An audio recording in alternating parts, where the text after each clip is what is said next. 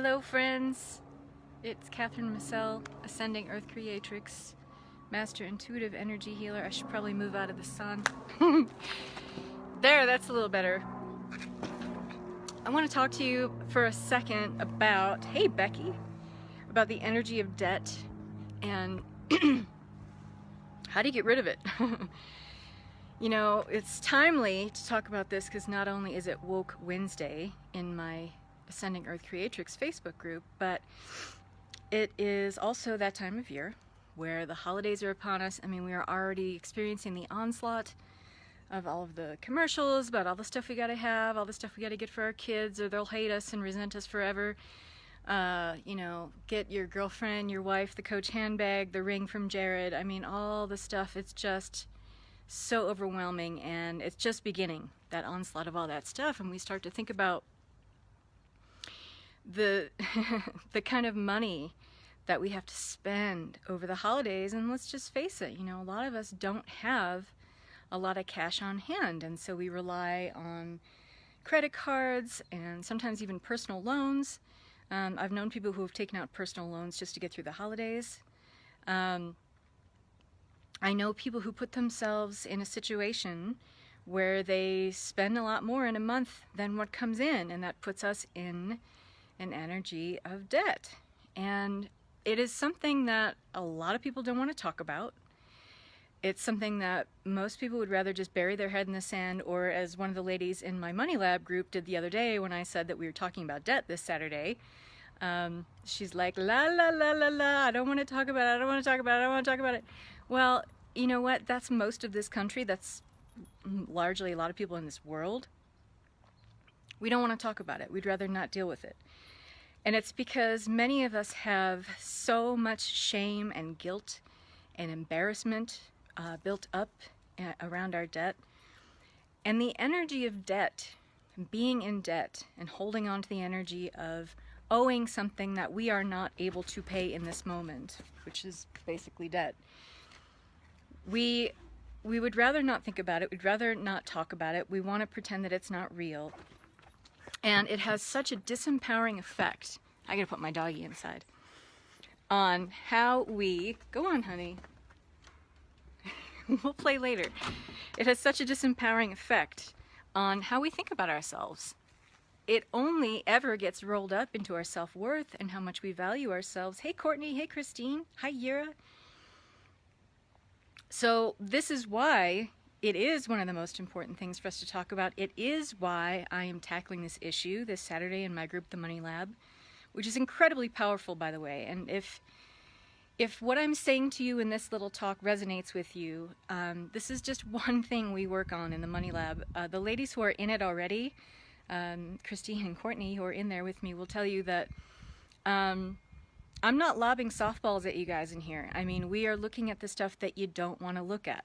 We are uncovering the things that you would rather not see or deal with, thank you very much. Because if you don't deal with this shadow in your money story, it never goes anywhere. Your money story will never change. Your identity that you have around your financial security and your relationship with money, functional or dysfunctional, doesn't change unless you look at these things. So this is why we're talking about this stuff, because many of us are asking for a much more prosperous 2019. We want to have a better quality of life. We want to ascend. But I will tell you the hard truth about this. Our energy with money, and especially our feelings about lack and insecurity about financial resources that are available to us, is largely one of the main things that keeps us locked into the rigid confines of 3D consciousness. And many of us are asking to ascend, and we think that we're going to go to this place and like, poof, I'm in 5D, and all my human stuff just kind of goes away that I didn't want to deal with. All the shadow, all the things about not valuing myself, or not feeling worthy, or, you know, my dysfunctional relationship with my family, my friends, myself, that it somehow all just goes away. It doesn't. And the thing is, you can't take this stuff with you, because when we talk about the energy of debt, we're talking about marinating in a consciousness that is full of lack and scarcity mentality. these are not energies, and all the shame and guilt that goes with that, these are not energies that are supported in the 5D timeline or beyond. So I am here. I am here, self-appointed or maybe appointed by the universe, to help you get out of self-delusion and self-deception, where money is concerned especially, and that's why I'm leading the charge in the Money Lab group. We're about to be in our 3rd week this Saturday. And I want to, it is really a mission for me to normalize wealth and abundance for people, but it doesn't come in a magic pill. You don't wake up one morning and everything has changed. You are working against a lifetime of feelings, beliefs, stories, memories around money that are, if we're not born wealthy, are pretty disempowering. So I am lovingly giving you a swift kick up the backside in the Money Lab group in the most loving way possible, in the most empowering way possible, to help you look at this stuff and see where you're holding on to these stories and where you are in self-delusion about becoming more wealthy. So, hi Gladys. So, what did Courtney say? Yep, but as with all that's in our highest good, the discomfort only lasts as long as we avoid it. Right. You know, it's one thing I say often to myself to keep myself going. It's not so much looking at what you want. It's more looking at what you're avoiding, because there are so many nuggets of wisdom, so many lessons to be uncovered there. And I help you do that. And I happen to be really good at talking about and helping people shift through their money shit. So, the energy of debt. Here's the thing. Many of you think that I'm all love and light. I am. But I live in this real world too. And I understand that when I look at the concentration of wealth in this world, and I understand this, and you can take this as fact or not, but this is Woke Wednesday, so I'm going to throw some wisdom at you here. There is a concentration of at least 1 to 2% of the world's wealth, not just the United States, that belongs to about 1,000 families on this planet. So the concentration of that wealth, and those people who are the recipients of that wealth, the distributors of that wealth, they get to decide how we work with and get to play with, or how money is divvied up through making decisions in the banking system, making political decisions, decisions in the government, decisions about taxes, decisions about, you name it, everything.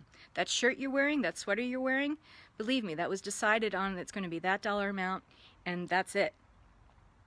There is not a conspiracy theory at work here. This is just the way the world works. So part of us waking up to this idea of, if we want to create wealth, well-being, financial security in our lives, it's not like beating them at their own game. It's that we have to understand that wealth is created by us.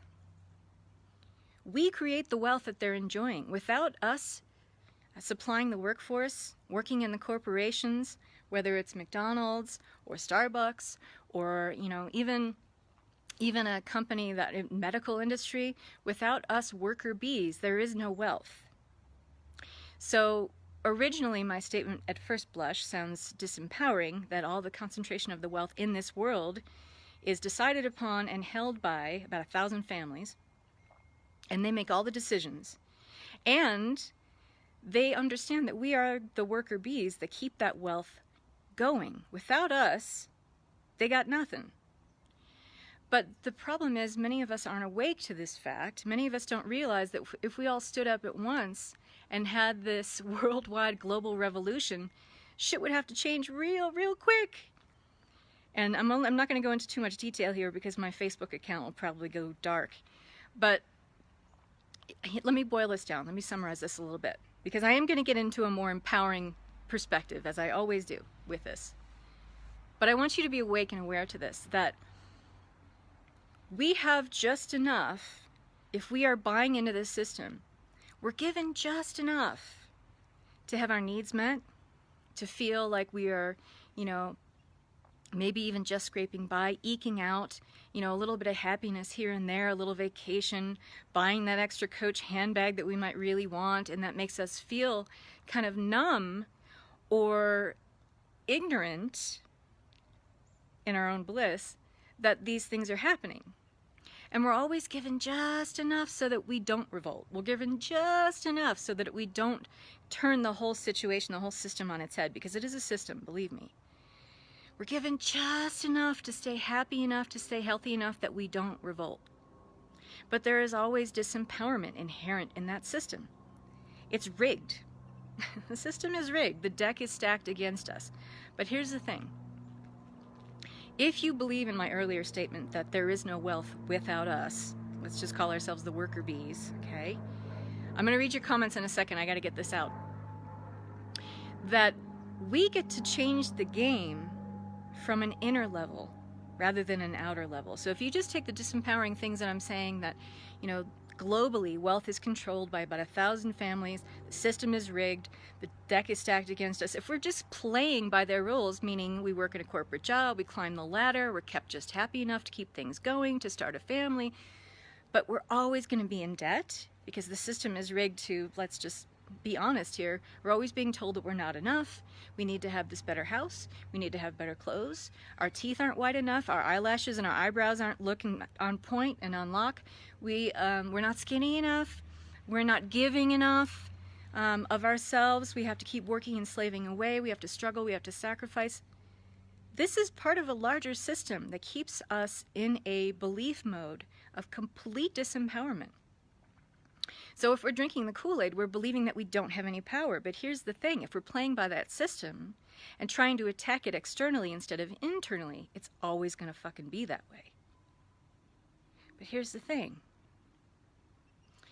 We are the wielders of energy here.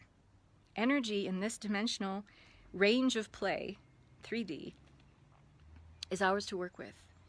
Energy is the clay from which we mold our existence, and all form here, all 3D is a play of form. And we are the wielders of the energy here. We take the raw essence, the raw clay of this energy, and we can form whatever out of it that we want. But if we're buying into this system that I mentioned and I talked about, and you allow yourself to buy into that disempowerment, you will keep playing along by rules that you had no stake in creating.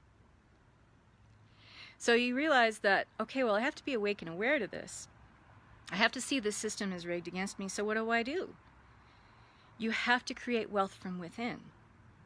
You have to believe that you have the power to rise above that. You have to believe that you can create something from you that is of value, that doesn't buy into this system of disempowerment. Now, we all have to pay our taxes, right? We own a house, we pay property taxes, we pay the IRS. That still has to be.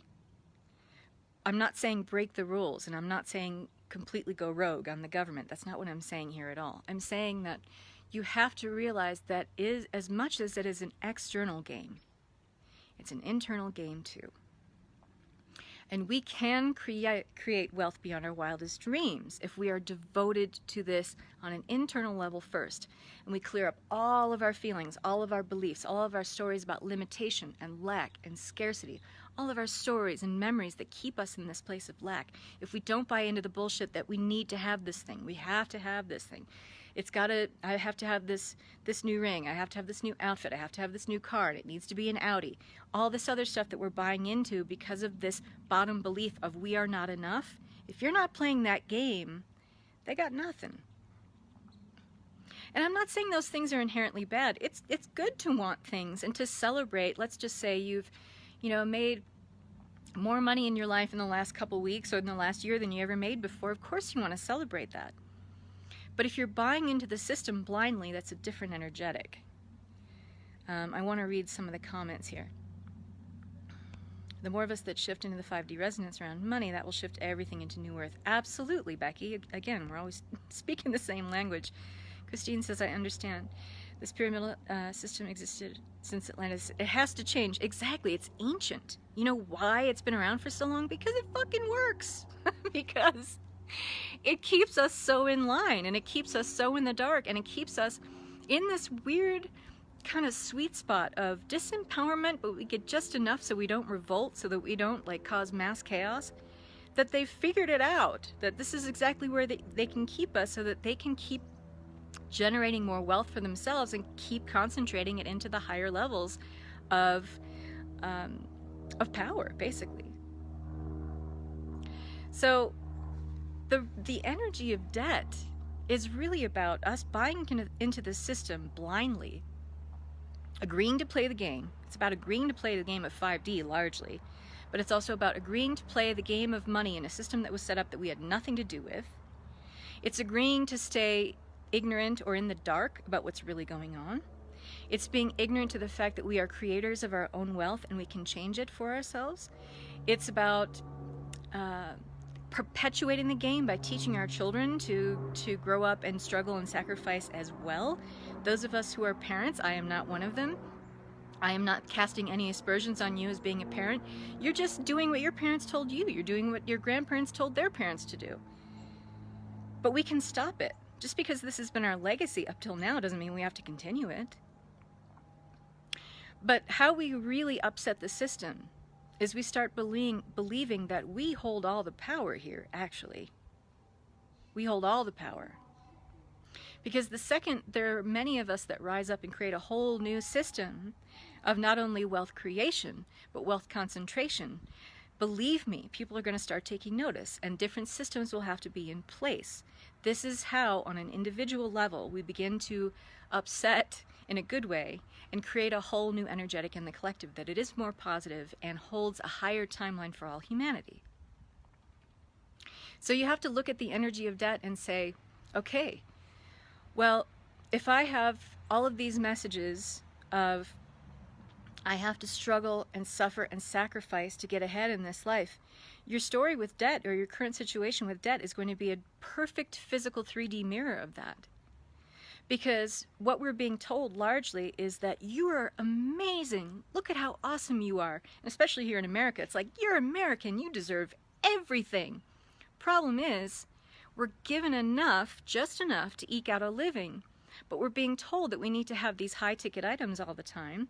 We're being told how deserving we are and how amazing we are all the time. And I'm speaking just about America, because this is the country that I live in. I have no other frame of reference but what I can feel into intuitively on the planet. But I will tell you, here in America, it's all about max out those credit cards because you deserve it. And why wait? Why wait for your gratification? Get it now and you can pay it off later. This is setting up an energetic of, I'm worthy, I'm worthy, I'm worthy, but I have to suffer and struggle and sacrifice to have it. How messed up is that? So, again, did I mention it's Woke Wednesday? So who's feeling me on that? Core alignment, love it, says Gladys. Oh, that is huge, what we are teaching our children. That's right, we are creating the new system. We are, and that's an important thing to help you. Even if what I'm saying sounds really disempowering, and it's like, how do I begin to get out of this thing? You have to look at it at an individual level, and you start with looking at the reason why you are in debt. Why you are in this place of, but I do feel worthy. I should have all these finer things in life, but I can't afford it. But I can get it now, and then I don't have to wait for it. You are buying into the system.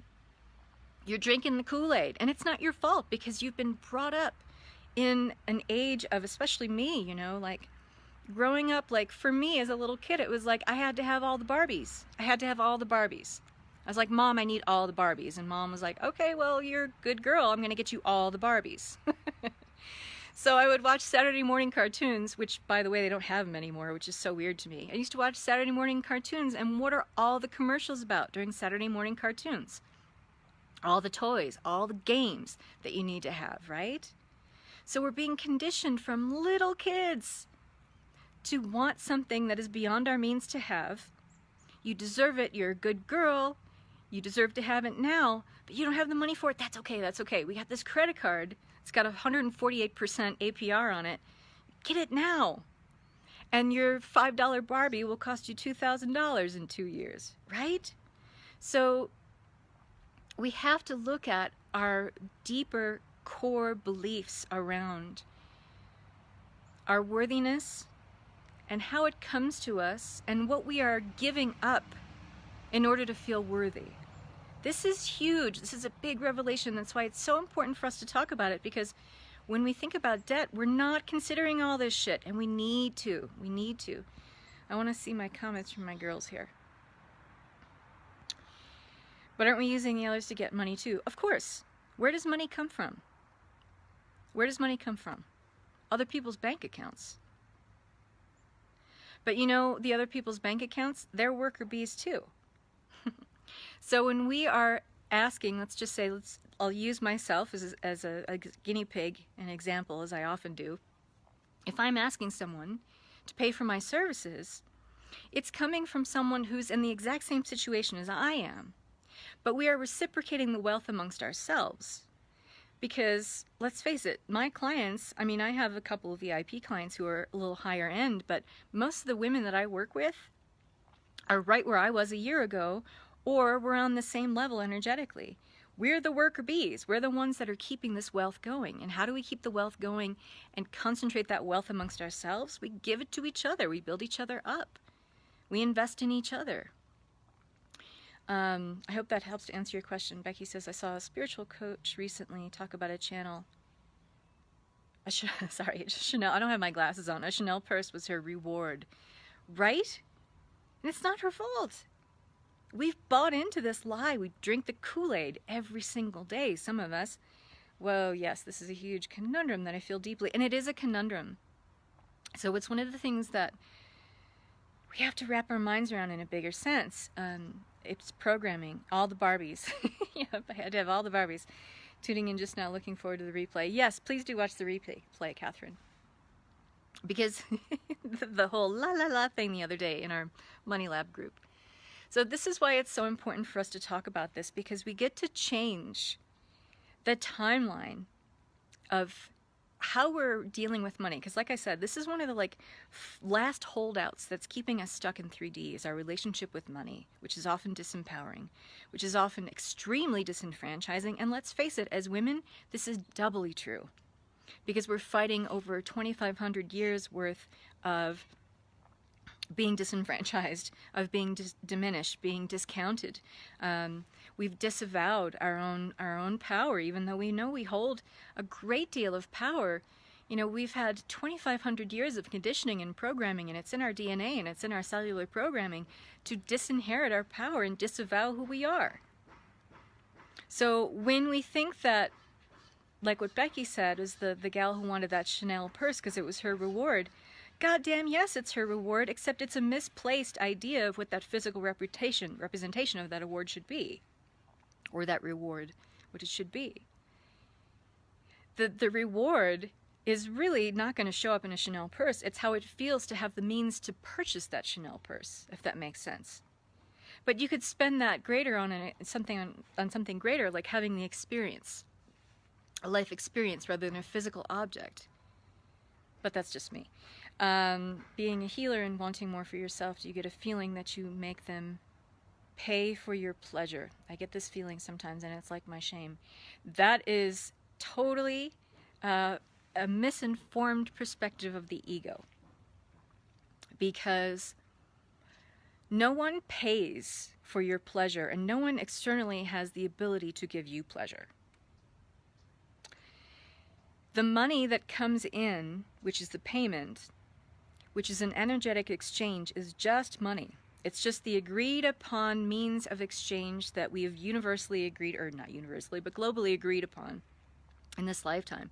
The money in and of itself has nothing on it except your projection of what money is. So if you have a projection of someone paying you and it feels dirty somehow, what is that projection you're putting on money? Money in and of itself doesn't really care about your feelings about, I only get pleasure if I'm having money and it feels good for me to have it, and like I don't want to give it away.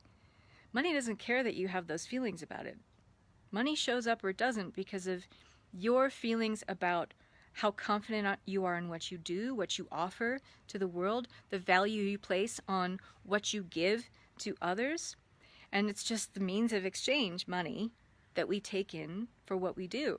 Whatever else you're projecting upon that blank canvas of money is something you need to look at in terms of shadow.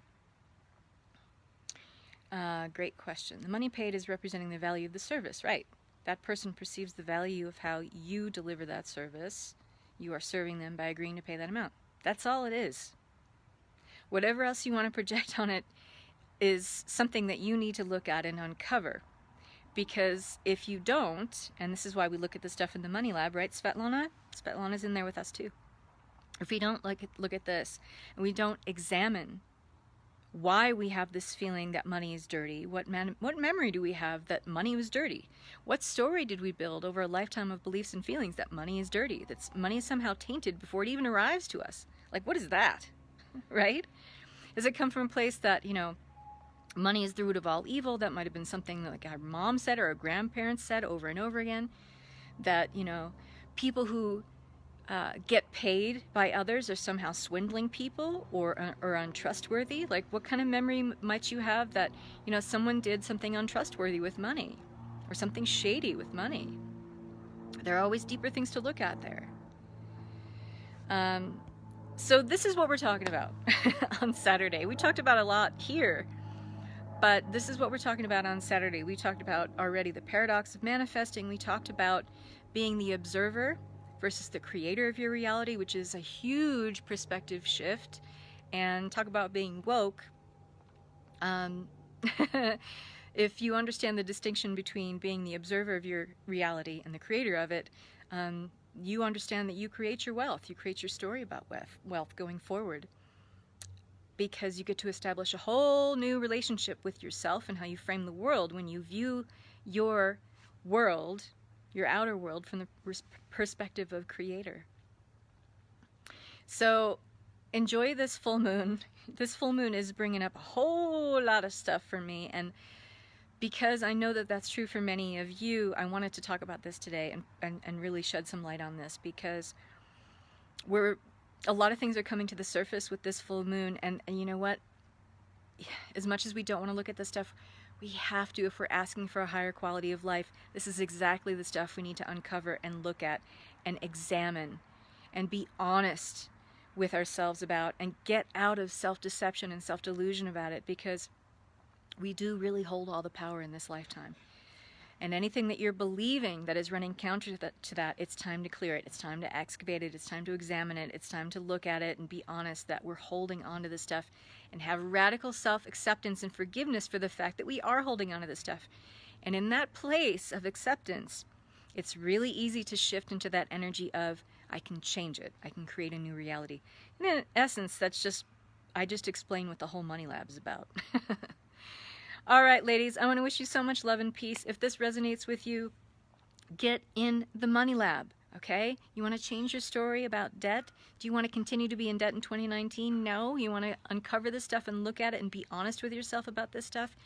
The women in here are already creating huge shifts, big perspective shifts, big awakenings, breakthroughs. Some women already have money coming in, cash flow happening from this group. It's powerful, but you got to do the work. There's no magic pill here. It's energy healing, it's mindset. We're doing pattern interrupting exercises and mindset shifting exercises. There's a lot of support. I'm going live every week with support calls through the end of this year. And it's less than $200. And it will change the way you look at money. It will change your relationship with money for the better. Because once you're awakened, you think you're awake right now from this call? Once you are awoke to what you're holding on to with money, you can't go back. You literally can't be awake with this stuff and then go back to your old programs and behaviors. It's just not going to work. So I invite you in. And if you guys resonate with me, you will love this. There's so much support. There are so many like bonus activations and other things that I'm putting in the group all the time that really help everyone out.